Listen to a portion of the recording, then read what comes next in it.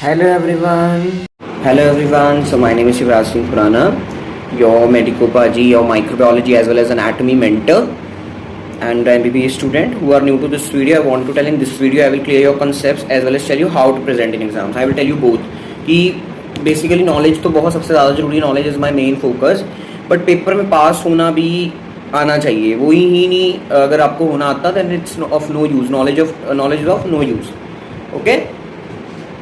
सो बेटा viral meningitis तो हमने पिछली वीडियो में टेटनस किया था. वैसे टेटनस के पहले था बैक्टीरियल मेनिंजाइटिस.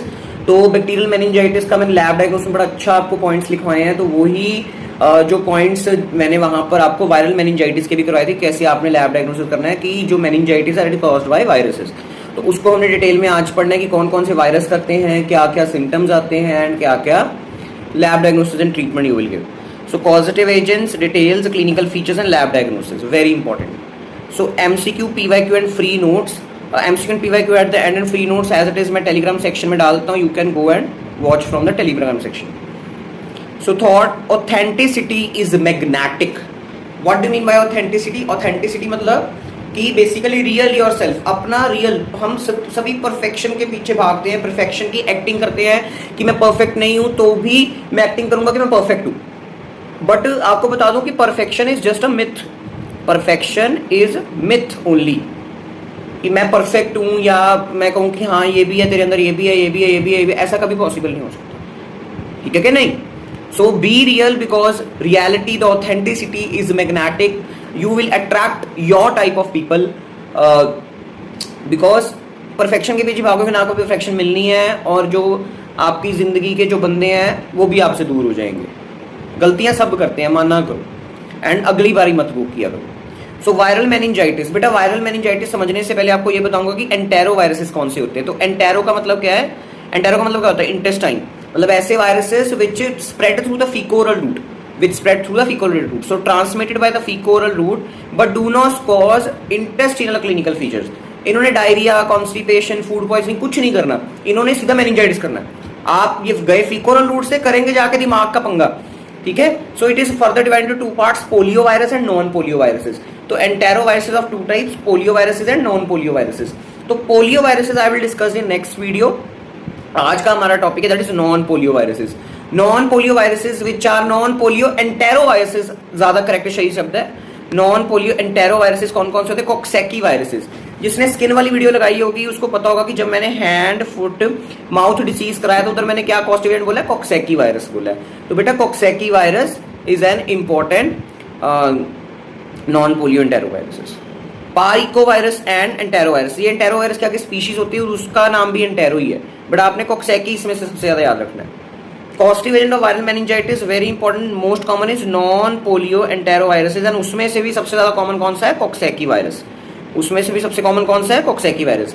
और दूसरा जो आपने याद रखना है कॉस्टिव एजेंट में HSV, human this herpes simplex virus 1 and 2 both can cause meningitis because aseptic meningitis. aseptic का मतलब क्या होता है कि सेप्सिस नहीं हुआ, मतलब बैक्टीरियल इन कॉज नहीं है. aseptic meningitis. Varicella zoster meningitis can also occur as a complication of the chicken pox. chicken pox की complication हो तो ये ऐसे नहीं cause करता, but as a complication it can cause meningitis. EBV meningitis, Epstein-Barr virus.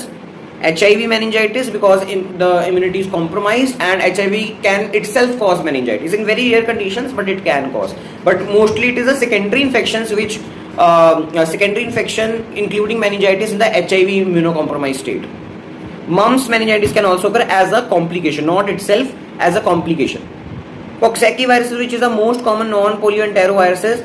It is of two types A and B. अच्छा ये बड़ा इंपॉर्टेंट है कि जो मेरा ग्रुप A है ये ना पहले, अब तो ये टेस्ट ऑब्सोलीट है बट बड़ा पेपर के लिए इंपॉर्टेंट है कि सकलिंग माउस इंट्राक्रेनियल इनोक्यूलेशन. ये क्या होता है कि आपने सकलिंग माउस लिया उसके इंट्रा सेरिब्रल इनोक्यूलेशन किया कॉक्सैकी वायरस का. ठीक है. अगर उस इनोक्यूलेशन की वजह से उस चूहे के अंदर फ्लैसिड पैरालिसिस हो जाए. फ्लैसिड पैरालिसिस समझते हो ना कि नर्व सप्लाई कट हो गई, the limb becomes non responsive to any stimulus. Non responsive होगा कि ऐसे ऐसे पूरा ढीला ढाला. फ्लैसिड मतलब क्या होता है? ढीला ढाला. ये मैंने अच्छी तरह आपको एनाटॉमी में भी बताया था, बट अभी सुन लो कोई बात नहीं.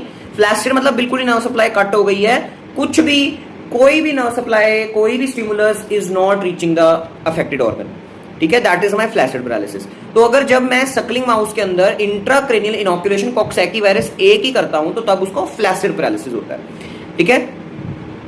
अगर यही मैंने बी की इनोकुलेशन की है तो उसको कौन सी पैरालिसिस होगी? स्पास्टिक पैरालिसिस होगी। कौन सी होगी? Spastic paralysis, okay. Clinical features क्या क्या है कॉक्सैकी वायरस के? तो first is my HFMD that I have discussed in skin, aseptic meningitis जो कि आज हमारी वीडियो है, ये बड़ा इंपॉर्टेंट है। हर्पेंजिना, हर्पेंजिना क्या होता है? हर्पेंजिना कॉक्सैकी वायरस की बात हो रही है, coxsackie severe febrile vesicular pharyngitis, there is vesicle formation, there is vesicular rashes formed inside the formed on the pharynx, on the soft palate, on the buccal mucosa, basically soft palate and pharynx. So vesicular pharyngitis with a fever. This is also important, that is pleurodynia. Pleurodynia is also known as Bonholm disease and it is fever plus abrupt onset of stabbing chest pain.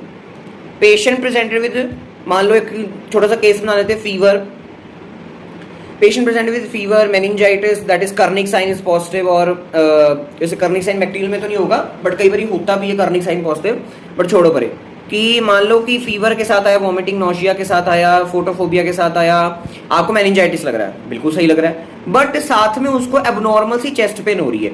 आप सोचोगे कि angina हो सकता है, myocardial infection हो सकता है, but बेटा असल में उसको कौन सी इन्फेक्शन थी? कॉक्सैकी वायरस ए या बी में से किसी एक इन्फेक्शन थी, बिकॉज उसको साथ में प्लूरोडीनिया हो गया।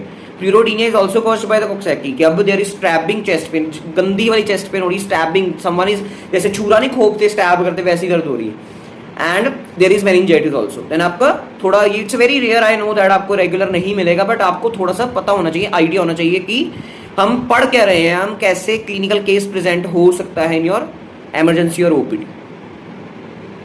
नेक्स्ट इज मायोकार्डाइटिस और pericarditis, common cold, pneumonia, acute hemorrhagic conjunctivitis that is self limiting, the patient presented in ophthalmology department with acute hemorrhagic conjunctivitis, आपको लगेगा बैक्टीरियल कॉज है, तो उसको आपने एंटीबायोटिक्स दी, बट एंटीबायोटिक्स से कोई फर्क नहीं पड़ रहा, ठीक है, then you will go for the क्या कहते हैं उसको, corneal scraping and all, then you will test and you will get the coxsackie viruses, but it is very very self limiting, कि 2 दिन बाद ठीक ही हो जाता है खुद ही। Pancreatitis lead to juvenile diabetes mellitus. This is very important, very serious complication. This is very serious clinical feature कि pancreatitis करवाएगा बच्चे को, होना उसको मेनिंजाइटिस था which was not so serious, but उसको पैनक्रेटाइटिस भी हो गया साथ में, causing type 1 diabetes mellitus, that is juvenile diabetes mellitus, that is उसको सारी जिंदगी अब इंसुलिन लेना पड़ेगा, okay, very dangerous. Next is my HSV meningitis, हमने कॉक्सैकी वायरस का मेनिंजाइटिस पढ़ लिया, that was my non polio enterovirus. Next we will read the HSV meningitis, that is human herpes virus 1 and 2 meningitis. तो it causes meningitis and encephalitis. तो this is very important कि meningitis कौन ज़्यादा करता है and encephalitis कौन ज़्यादा करता है, very important। तो meningitis करता है ज़्यादा 2, ओके, और encephalitis कौन करता है 1। इसका बड़ा सिंपल सा निमोनिक मैंने याद रखा हुआ था कि A B C D E, E पहले आता है ना, पहले आता तो 1, मेरा 1 कौन करेगा, 1 क्या करेगा, एनकेफलाइटिस ज्यादा कॉमन करेगा, because these are all my MCQ questions. ई पहले आता है तो ई मेरा फर्स्ट होगा, मतलब HSV 1 मेरा कॉज करेगा सबसे ज्यादा, वेयर एज एम बाद में आता है ABCD में, दैट इज मेनिंजाइटिस, तो वो कौन करेगा मेरा 2 करेगा, HSV 2 करेगा, वेरी इंपॉर्टेंट। सिंपल से याद रखो, बिल्कुल छोटा छोटा, यही टीचर का काम होता है, पढ़ाई को आसान करवाना, वही मैं करवाने की पूरी कोशिश कर रहा हूँ, okay. Next is my Mollaret meningitis, this is important, कई बार एमसीक्यू में पूछते हैं मोलरेट मेनिंजाइटिस। तो बेटा मोलरेट मेनिंजाइटिस क्या होता है कि HSV produces chronic recurrent lymphocytic meningitis. जो मेरा वायरल मेनिंजाइटिस होता है वो कैसा होता है, लिम्फोसिटिक इन नेचर होता है ना, the predominant cells are lymphocytes only.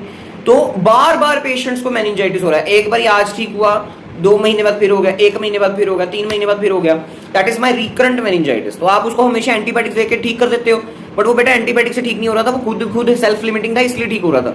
आपको लग रहा था कि आपने एंटीबायोटिक्स दिए तो वो ठीक हुआ, ऐसा कुछ नहीं हुआ, ठीक है। बेसिकली उसको शुरू से वायरल ही था, वायरल मेनिंजाइटिस ही था, HSV का मेनिंजाइटिस ही था, बट आप खुश हो रहे हो। बेसिकली जब भी हमारे पास मेनिंजाइटिस का पेशेंट आता है ना, सीधा हम उसकी एंटीबायोटिक स्टार्ट कर देते हैं, सही भी है। 90% मेनिंजाइटिस है बैक्टीरियल इन नेचर ओनली, ठीक है, 10% वायरल और फंगल तो बहुत ही कम होता है, ठीक है। तो ठीक है, आपने बैक्टीरियल स्टार्ट किया, वेरी गुड, बट आपको उसका CSF सैंपल भी भेजना चाहिए, आपने लंबर पंचर करके उसका सीएसएफ सैंपल भी भेजना है कि अगर वो बैक्टीरियल हुआ ही नहीं तो, और अगर बैक्टीरियल हुआ भी तो आप इंपेरिकल ट्रीटमेंट दे रहे हो, जो उसकी डेफिनेटिव ट्रीटमेंट है वो तो आप दे ही नहीं रहे, जिसकी वजह से it will cause this excessive anti microbial resistance.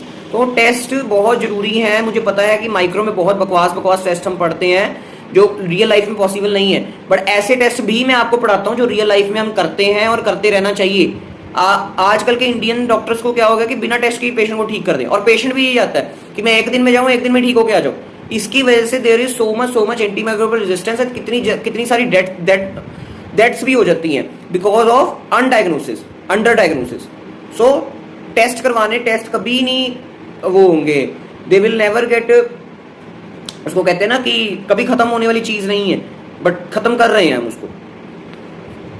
So Mollaret meningitis is HSV produces chronic recurrent lymphocytic meningitis, बार बार हो रहा है, लिम्फोसिटिक है, viral meningitis are lymphocytic in nature. Repeated episodes of meningitis typically for 2 to 5 days and occurring weeks to years apart, कि 2 से 5 दिन के अंदर मेनिंजाइटिस उसका हो रहा है, हफ्ते बाद फिर हो रहा है, महीने बाद फिर हो रहा है, साल बाद फिर हो रहा है, बार बार मेनिंजाइटिस हो रहा है। तो इट्स अ स्ट्रॉन्ग रिलेशन किसको क्या हो सकता है, Mollaret meningitis caused by HSV। तो ये जो मोलरेट मेनिंजाइटिस है, it can also caused by EBV also, Epstein Barr virus can also cause Mollaret meningitis, you can write. वैसे मेन अगर मोलरेट मेनिंजाइटिस का मेन ऑर्गेनिज्म आपको आए पेपर में तो आपने HSV ही मार्क करके आना है या लिख के आना है, बट अगर HSV ऑप्शन में नहीं है, you can also mark EBV, Epstein Barr virus. Other neurological manifestations are HSV encephalitis, Bell's palsy. Bell's palsy बहुत common है due to the herpes simplex virus, you know that. ANS involvement, that is urinary retention, can also be there. Constipation, numbness and tingling sensation on the buttocks area. Transverse myelitis, rarely वैसे transverse myelitis is caused by the poliovirus. myelitis क्या होता है, inflammation of spinal cord, जो आप polio में पढ़ोगे, that is rarely caused by the HSV, it is mainly caused by the poliovirus. Next is my Guillain-Barre syndrome. तो Guillain-Barre syndrome is a syndrome characterised by the demyelination of the neurons. कि इसमें क्या होता है, गुलियन-बारे syndrome में क्या होता है, बड़ा अजीब सा सिंड्रोम है, आप मेडिसिन में भी पढ़ोगे, आपको मैं अगर GIT पढ़ाऊंगा जब मैं तब भी बताऊंगा। It's not a disease of GIT, it's a disease of CNS basically. But Guillain-Barre syndrome में क्या होता है कि एंटीबॉडीज हमारे अंदर बनती हैं against a particular pathogen, but वो एंटीबॉडीज हमारे बॉडी के माइलिन शीथ को, हमारी बॉडी के न्यूरॉन्स को ही अटैक करना शुरू कर देती हैं। ठीक है, जैसे हमने वो मॉलिक्यूलर मिमिक्री में देखा था, molecular mimicry is a phenomena, जैसे हमने एक्यूट रिमेटिक फीवर में देखा था कि एक्यूट रिमेटिक फीवर में स्ट्रेप्टोकोकस पायोजीन्स के लिए दिस एंटीबॉडीज बनी एंड उसने हमारे हार्ट को ही अटैक करना शुरू कर दिया। सबक्यूटेनियस नोड्यूल्स भी होते थे, है ना, कोरिया भी होता था। तो वैसे ही गुलियन-बारे सिंड्रोम में क्या है कि बेसिकली सबसे मोस्ट कॉमन पैथोजन कौन सा है जो गुलियन-बारे सिंड्रोम कर सकता है, दैट इज कंपाइलोबैक्टर जेजिनाई। तो कंपाइलोबैक्टर जेजिनाई जब हमारे अंदर आता है तो उसके अगेंस्ट जो एंटीबॉडीज बनती हैं वो एंटीबॉडीज जाके हमारे माइलिन शीथ को डिस्ट्रॉय करना शुरू कर देती हैं। ऐसे ही यही अगर हमारे अंदर HSV आ रहा है, अगर HSV ने ये पंगा डालना शुरू कर दिया कि HSV के अगेंस्ट जो एंटीबॉडीज बनी थी वो हमारे ही डीमाइलिनेट करनी शुरू कर दी, that can lead to Guillain-Barre syndrome.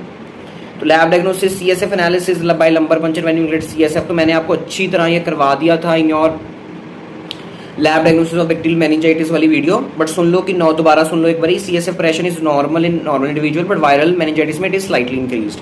Total leucocyte is also increased from normal, predominant is same, normal भी लिम्फोसाइट्स होते हैं एंड वायरल मेनिंजाइटिस में भी लिम्फोसाइट्स होते हैं। Glucose is normal, this is the distinguishing feature, very important feature, कि glucose remain normal in the viral meningitis, increased in the bacterial meningitis, decreased in the bacterial meningitis but remain normal in the viral meningitis.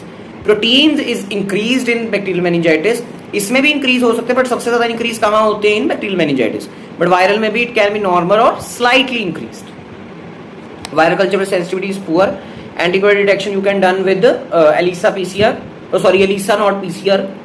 Molecular method you can do from that is PCR.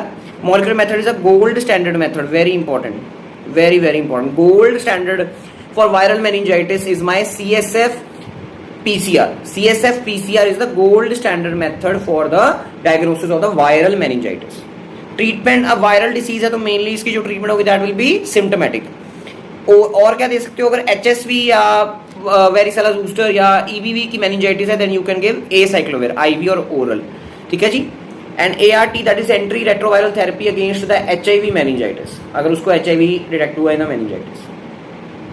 Short note on viral meningitis, short on coxsackie virus आता है बहुत बड़ी, and lab diagnosis of the viral meningitis. CSF finding in viral meningitis, neutrophilic predominance no, lymphocytic predominance हाँ, but साथ में low glucose no, normal glucose, neutrophilic no, lymphocytic predominance and normal glucose. Which virus causes recurrent aseptic meningitis, that is mollaret meningitis, that is my HSV. और अगर HSV option में ना होता then you will mark EBV, but इसमें HSV दिया हुआ है तो आप HSV ही करके आओगे। EBV आपने कब करके आना है? If HSV is not given in option. Gold standard method for diagnosis of viral meningitis, that is my CSF PCR. Most common cause of viral meningitis, most common cause of viral meningitis is my non-polio enteroviruses. HSV is not non-polio, rabies is not non-polio, EBV is not non-polio, enteroviruses, that is my Coxsackie, parvoviruses, all are the most common cause of viral meningitis. So this was all about today's video, छोटी सी video है और इसको अच्छी तरह पढ़ो and मिलते हैं next video में, that is on polio. Bye bye.